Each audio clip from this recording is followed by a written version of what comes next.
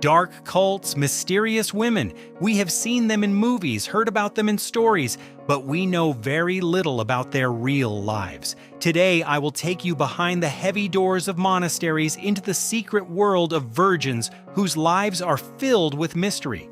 The tradition of nuns in Christianity emerged in the 3rd century AD. The so-called Desert Fathers began isolating themselves from the world. Living in mountains, they endured hunger, sleepless nights, and physical suffering in an effort to draw closer to God. Over time, this tradition spread to women as well, and monastic life was born. Nuns take 3 lifelong vows: chastity, poverty, and obedience.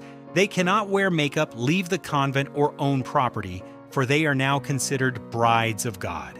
In the Bible, the church is described as the bride of Christ, and nuns are seen as reflections of this metaphor. For a woman to become a nun, she must first be of age at least 18 years old. The candidacy process lasts about 6 years. During this period, she is expected to show patience, humility, and to abandon her individuality for the sake of the community. If successful with the approval of the Mother Superior, she takes the triple vow and dedicates her entire life to God. Daily life is shaped entirely by strict rules. Prayer begins at the first light of dawn and continues with communal worship throughout the day. Meals are eaten in silence and complaints are forbidden. Since gluttony is considered a sin, most nuns avoid meat and dairy products. In some convents, they live entirely vegetarian or even vegan. All work in the monastery is done by the nuns themselves. Farming, cleaning, carpentry, cooking, everyone has a role. Outside of worship, there are times called recreation, when nuns share thoughts and feelings with each other. But even then, respect and courtesy are essential. No one may raise their voice or gossip about others. Nuns often shave their heads.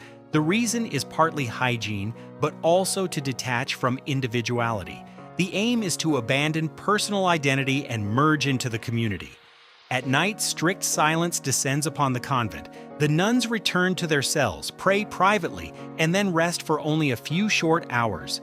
In the Middle Ages, leaving the convent was nearly impossible.